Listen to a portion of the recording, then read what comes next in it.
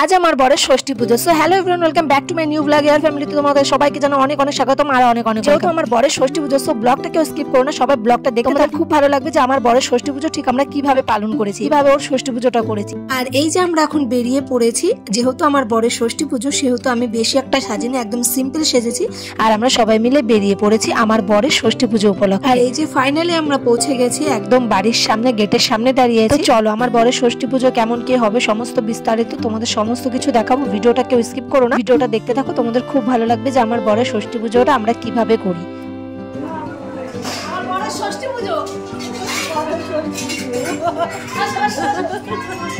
কই বর কোথায়?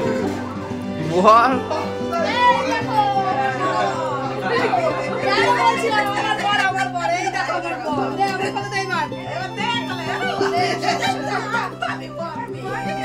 পড়ে যায় না, দেখো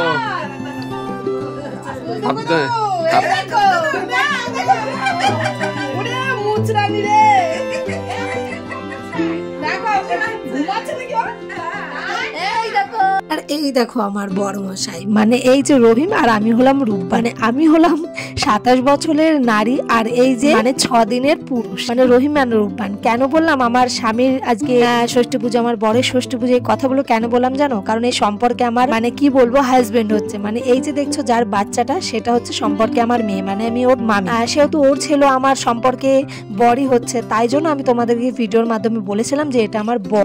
তো তোমরা জানো সম্পর্কের ক্ষেত্রে যে কে কার কি হতে পারে সেটা তোমরা জানো যে এটা আমার সম্পর্কে ইয়ার্কি মারারই একটা সম্পর্ক।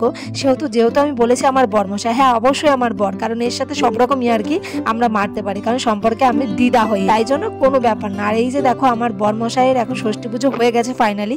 আমি একটু লেট করে ফেলেছি, মানে একটু দেরি হয়ে গেছে, ওর ষষ্ঠী পুজোটা হয়ে গেছে। যেহেতু ওর মা কেবলই বাচ্চাটাকে জন্ম দিয়েছে সেহেতু ওর মা তো বেশি বেলা অব্দি না খেয়ে থাকতে পারবে না, তো সেহেতু ওকে তো অবশ্যই তাড়াতাড়ি খাইয়ে দিতে হবে, তাই ষষ্ঠী পুজোটা আগে আগে হয়ে গেছে। আর আমি এই প্রথম ওকে দেখতে আসলাম, মানে 6 দিনের মাথায় ওকে হসপিটাল থেকে বাড়িতে নিয়ে আসা হয়েছে। তারপরে আমি জাস্ট ওর জন্য কিছু জামা কাপড় নিয়ে ওর সাথে দেখা করতে গেছিলাম।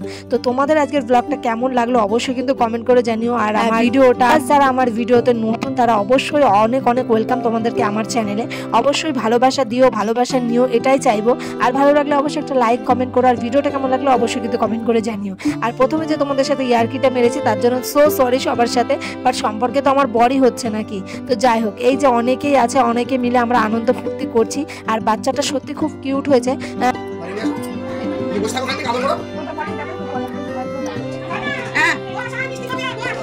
সাবধানে ধরো কিন্তু পরে না দেখা যায়।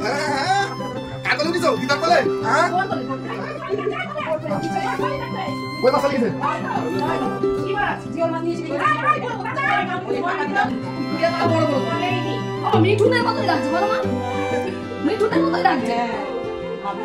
হ্যাঁ বাবার মতো হচ্ছে।